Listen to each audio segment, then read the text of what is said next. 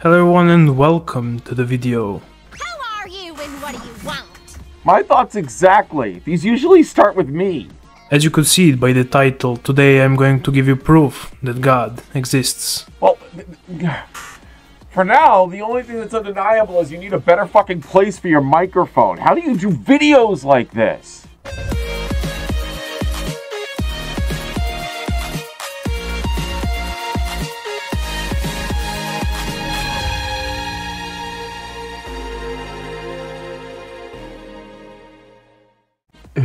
There, much better. So, this is a recently uploaded video by the channel Hi, my name is Martin. So, we'll just call him Martin for short. Get it? Martin Short?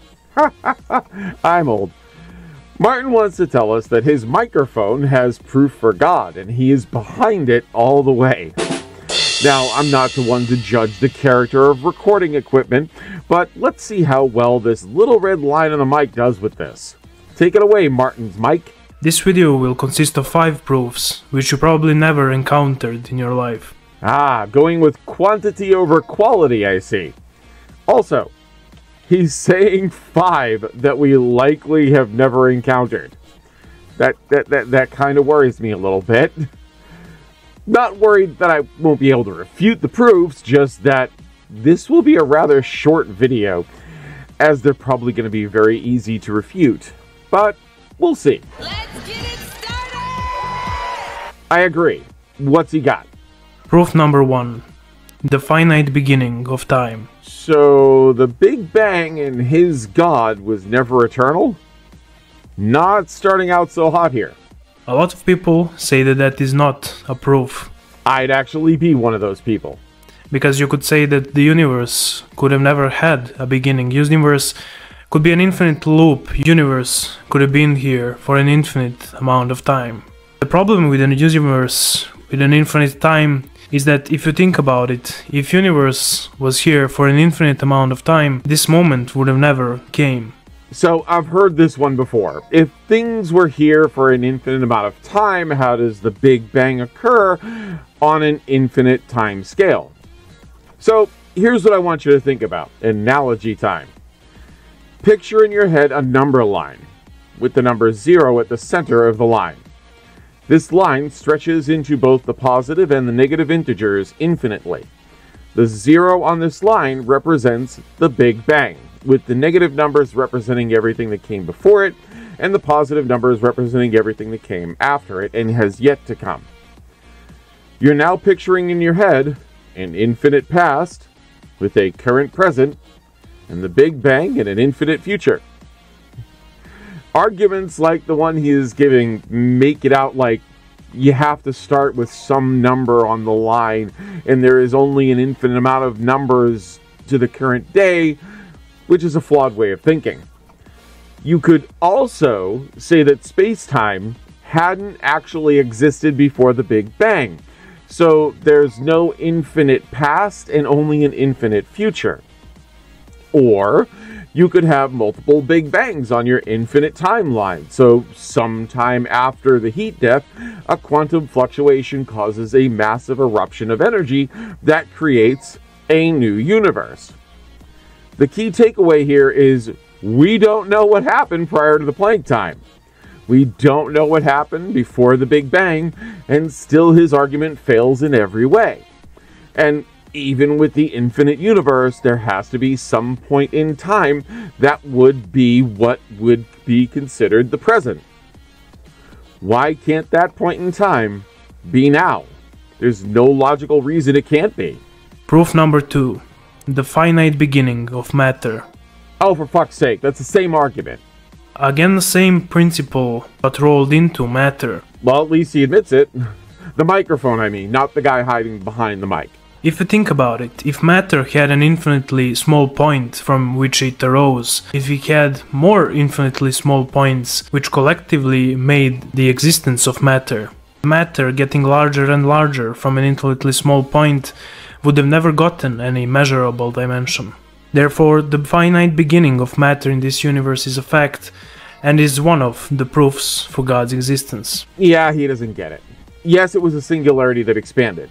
It was, like, near infinitely dense, though. So when it expanded and got larger, like he said, all the energy in there became the matter we have now. But it is still three-dimensional and was three-dimensional. Just very, very, very small dimensions. Though I love how he said matter getting larger and larger, which is a larger dimension that he says isn't the case. So, Mr. Microphone, how does something get larger if it doesn't have dimension? I would pay to have you answer that. On the flip side, you think God created something from nothing. Created dimension from nothing. So God manipulated nothing to create a something. You just said that something expanding into a larger something makes no sense for a natural explanation, but you're fine with something coming from nothing as a supernatural explanation. What's next? I think therefore I am must prove God or something? Proof number 3. Matter doesn't support consciousness, but consciousness supports matter. Dude, I was joking. Please don't let that actually be your argument. If you think about matter in a material context, I would love to see matter that isn't material. This one comment says quite a bit about how much you actually thought about all of this. no matter how you arrange the atoms, no matter how you made the substance, no matter the amount of energy, no matter type of energy that you put into an object, that object would never become conscious. Dr. Frankenstein might want to have a word with you. No matter how you make a computer, no matter how many algorithms, no matter what you do to it, it's still going to be electrical signals that are going through that machine. In the same principle for the human brain made from matter, there is no material reason for that collection of neurons to produce consciousness. Okay, Angel is cutting him off there. The rest of this proof is just him saying God is the reason and created us like this. Thing is, yes, there is a reason. The brain stores information in those electrical synapses. It's immensely complex, and we still don't fully know how it all works, but that isn't a reason to stamp it with a check mark for God. All consciousness is the ability to think. Every brain in every creature has some level of thinking capability, and is thus conscious at some varying level. Take a small little goldfish. When you feed yours, the goldfish will start swimming to the top of the tank because it can see you and knows you will be giving it food. Can it start to solve calculus equations? No.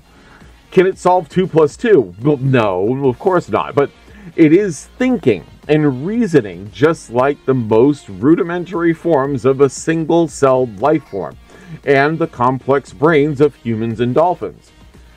He wants you to think that only humans have consciousness, but all life does at some level.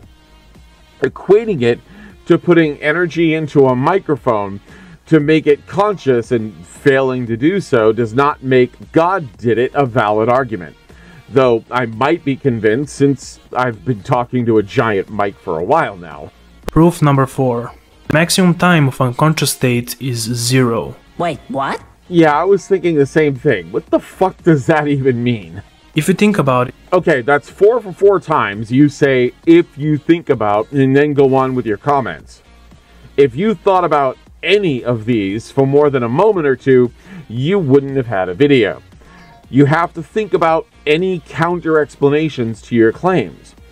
You haven't thought about it once, and that is becoming very evident. if you think about it, even from a human experience, the time before your birth, the time when you fall asleep, all of those, from a subjective perspective, lasted for a time equaling 0. So, okay, fuck, that was so stupid, my head hurts. So I don't know about you, but before I was born, I didn't have a consciousness to be unconscious. I didn't know how hard that is to misunderstand, but oh my fucking dog, I can't believe I had to say that. Worse still, Mr. Microphone said from a subjective perspective, when I'm asleep, I don't know the time passed. Yet, we fucking dream and have experiences in our sleep via that dream state. But I really want to hear the rest of this. I just hope I survive the stupidity. Now, the maximum time of unconscious state doesn't only speak for the human experience, it also points out the necessity of consciousness. Maximum time of unconscious state doesn't only correlate to any amount of time, it also correlates to time not existing at all. Okay, those were definitely words. I am sure I heard words there. But, okay, you know what, let's play with this a moment and just give him the benefit of the doubt. I'll try to steelman what he's trying to say. Our unconscious state has a reference time of 0 from our own perspective. In this sense, unconsciousness would be defined as a time reference when we are not interacting directly with the world around us, including prior to and after our lifetime. Keep in mind, I don't agree with that as a definition, but I think that's the definition he's trying to propose. If time didn't exist at all, the time of unconscious state would still remain 0, which also correlates to the finite beginning of time, where the beginning of time in this universe started either at the beginning or a little after the start of consciousness for the first consciousness that arose, which you could call God. When it comes to that beginning of time, we could also read the specific part of the Bible. John 1:1-5 reads, "In the beginning was the Word, and the Word was with God, and the Word was God. He was with God in the beginning. Through him all things were made. Without him nothing was made that has been made. In him was life, and that life was the light of all mankind.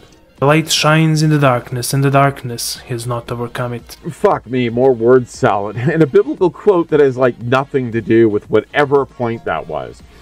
Okay. So he's saying that the actuality of existence depends on a mind being able to conceive of it. There. Was that so hard? Problem. What he's trying to entail is a false analogy, because there was an existence before I was born, and while I am sleeping, there's still an existence. If his analogy is true, reality came before God. Because for me to become conscious, reality had to be there to birth me, and therefore, since he is claiming God acts in the same manner, reality would have had to exist for God to actually exist. His argument fails because he is unintentionally saying naturalism came first and God came second. Thus, his God would not be the creator God and is subject to naturalism. That is the single hardest fail I have covered on this channel. So stupid. Ah, you're stupid, huh? I could work with stupid, daddy likey dummy. You can have him, demon. I have standards. Proof number 5. Connection of human consciousness to the brain. Well, I'll give him one thing. I haven't heard any intelligent person give these arguments. Really? To be fair, I still haven't, but I digress. Now, this proof is going to consist from 2 premises and a conclusion. Premise number 1, the memory argument. Now, the memory argument goes as follows. If a person is from a subjective level really conscious, that means that there is no point in time when that person can lose all its memory. Imagine it like this. Let's say that right now you're 20 years old, and let's say that you remember yourself being conscious at the age of 15. If at the age of 19 you lost all your memory, that means that from your subjective state of consciousness at 20 years old, you would have never been conscious at 15. What this also means is that after that, in the afterlife, there is no possibility for you to lose all your memory. I can say one thing for absolute sure. After today, I want to lose the memory of making this video. I mean, I can grant this for now using the thought of, even if I lose all my prior memory, a split second after I lose my memory, I have memory again of what has at the time then passed. As for the afterlife part, he's just assuming there's an afterlife. Anyway. Premise number 2. Human memory is dependent on the brain. We don't need his explanation. Memories are stored in the brain. That's fine. And I'm happy to skip past some of Mr. Microphone's word salad. I want to play a bit of a game now. So, you can't lose all your memory. Your brain stores memory. So the conclusion is that He is driving me out of my mind. No. Okay, fine. His conclusion is going to be that we're a product of God's mind and he hasn't forgotten us since we exist. God does too. This is going to be very entertaining. Oh fuck, that actually sounds like something he might say. Please don't let it be that. Now, the conclusion from these two premises is that for a person that is from a subjective level conscious, in the afterlife a new body is created, a new brain that already consists of an existing memory. Now, what this also means is that that body cannot be created by just a mere material realm, because it also needs to hold an existing memory. What this basically means is that the biblical picture of the afterlife is correct, where God creates new bodies for us in the afterlife. Oh, thank dog that wasn't it. Still stupid as fuck, but I was wrong. That wasn't what he wanted to do. Instead, the issue he has is he's assuming the afterlife actually exists. You can't just state something as a fact without backing it up first. He goes on reading from Revelation chapter 20, but none of that really matters. We all know the Bible talks about heaven and punishment, so no real need to harp on it like it's a proof of anything. Just because we didn't exist at some point, and we only have a mental dream states when we are sleeping, it means nothing to there being a God or not. It's painful how Christians like Microphone Martin here don't use just the most basic critical thinking skills to realize the gaping holes in their argument. Yeah, that one was kind of easy. That's what she said. I walked right into that. Take that, depression! Oh boy, I wonder if this guy does like the microphone thing in every video. You know what, I'm gonna check out this guy a little bit more. We may come back to him, probably not, but we'll give it a shot. In the meantime, I am Corsi and this is the Fluffy Atheist. Pet those like and subscribe buttons, and remember, if you faith around, I'll help you find out what your Bible really says.